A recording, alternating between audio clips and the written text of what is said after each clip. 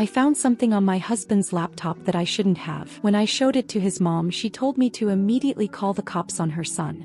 I thought my husband was the most honest and hard-working person on earth, but I don't know how I'm supposed to tell my kids what their father planned to do to me. I met my husband right in the middle of my 20s. I was fresh out of college and working as an intern at a highly praised tech company that I can't name for legal reasons. I wasn't getting paid for the internship, so I was working at a local coffee shop just so I could sustain myself. I had one other co-worker there named Aiden who told me he had been working there for 6 years. I asked him what his end goal was, and he told me he had dreams of being a freelance photographer. We used to talk about our dreams and the things that we would do if we came into money, and that's what our entire friendship revolved around. Dreams. I told him all I really wanted in life was a functional family because the way I grew up left me scarred and I had this constant yearning for a redo. Aiden and I had kissed once, but I decided not to pursue anything else with him because I knew settling down so quickly at the start of my career was a bad move. Also, I always felt guilty talking to him because I knew that I would eventually quit the coffee shop and would have a high salary position while he'd probably still be there. But when it did become time for me to quit the coffee shop, I left a note on a napkin with my number saying to stay in contact and left it for Aiden. I did it as a courtesy, not thinking much would come out of it. When I got my new position, I felt finally settled and financially secure. I was able to move to a penthouse after the first 3 months, and my life seemed like it was on rise. Everything that was peaceful in my life turned upside down when Aiden showed up at my doorstep. I saw him on my Ring camera and I was so confused about how he found my address. When I asked him, he told me that he had a friend who lived in the same complex that recognized me. I would later find out this was a lie. It turned out he paid $120 online for a People's search and looked me up with my phone number. He told me that very day that he loved me and had been missing me ever since I quit the coffee shop. If I could go back in time and stop myself, I would have, but I ended up confessing having feelings for him even though I didn't. I guess I wanted comfort from being alone in such a big place in a big city. So I took things further with him. I thought we had a beautiful relationship at first. He was a stay-at-home guy and would cook and clean around the place while I was at work.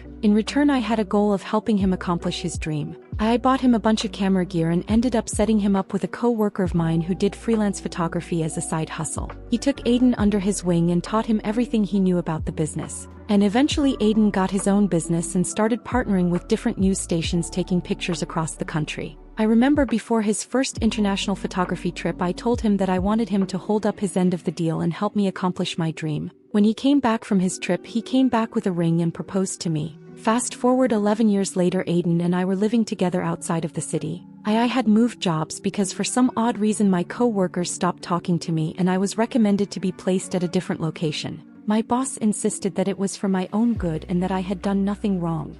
I found out later why, because my co-workers were uncomfortable around me because they knew before I did about what Aiden was up to. I didn't know anything though. So Aiden and I were raising our 2 girls together and they're the loves of my life. I get to work hybrid from work and I'm able to work remotely at home most of the time so I can be with my girls. On the other hand, Aiden was always traveling in and out of the country to Thailand, Haiti, Vietnam and Colombia taking pictures for different news outlets. When I needed help with the kids, my mother-in-law would come over and help out. Me and Aiden's mom didn't have the closest relationship, but we had a mutual respect for each other. We didn't have to necessarily like each other, but we both loved my daughters and she knew I took damn good care of her son. So later on, when I opened up my husband's laptop, I knew she was the only person I could trust. I was suspicious of Aiden for a couple of months at this point. He would come home past his planned arrival time, and when he did come home, he wasn't excited to see me. Every time I tried to initiate spicy time with him, he would tell me that I needed to lose weight. I had gained some from my pregnancy, but I knew I wasn't obese or anything, and that really ruined my self-esteem. I couldn't understand why my husband was being so loveless towards me. I did everything to try to please Aiden. I cooked him his favorite meals for when he got back. I made sure he always came home to a clean house and a welcome back gift basketball. And worst of all, I started taking Avi Kalashnik Elite to start putting off the weight. After a while of taking Avi, which actually made me lose weight so rapidly, I started second-guessing myself and realized that I wasn't taking these for the right reasons. My husband wanted me skinny for some reason I couldn't explain, so I decided to do some digging.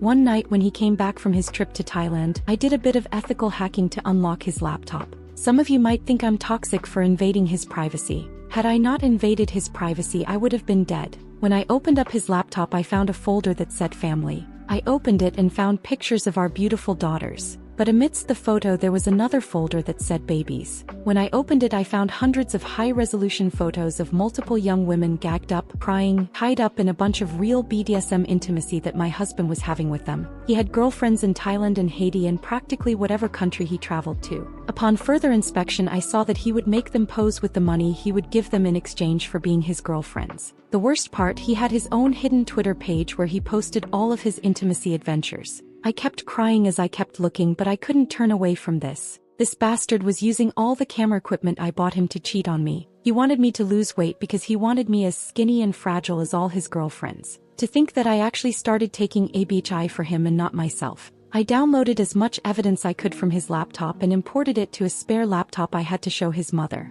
When I showed my mom-in-law, a part of her wasn't shocked. She was slightly upset but just sighed like she saw this coming. She sat me down and said that this was the exact same reason Aiden was kicked out of college and started working in that coffee shop. During college he had an intimacy addiction and would sneak cameras in during intimacy and started a page on Twitter where he shared his adventures. I couldn't believe this at all. My babies were not safe with this man and I needed to get out of this quickly, but I needed to do things quietly. I had bags packed in secret from Aiden just in case something went south. But when he came back from his next trip he said something unexpected. He came back with flowers and takeout dinner saying that he felt bad for not being so present in our marriage and wanting to reignite the spark between us. So he bought us tickets to Haiti to go on vacation. Immediate big red flag. I acted like everything was okay and I agreed to go with him soon. I told his mother-in-law and she became very pensive. Even she was confused as to why he would take me to Haiti. She asked if I checked everything from his laptop and I said I wasn't sure. So we looked at all the files we downloaded together. We looked through the photos, search history settings and everything until we saw his payment history.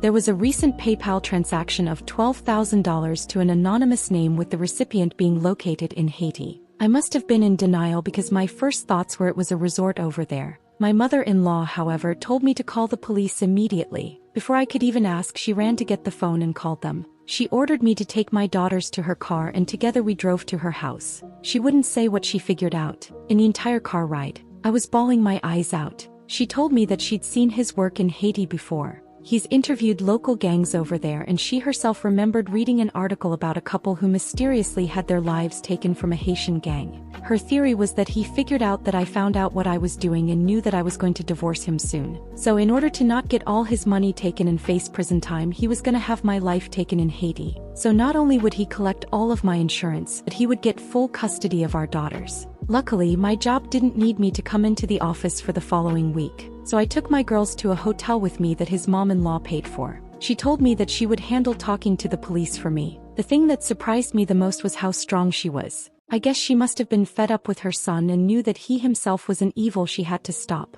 Right now, I'm organizing all the evidence with the trash can next to me for when I have to throw up. I'm gonna make sure I take everything from Aiden and that he never sees his daughters ever again.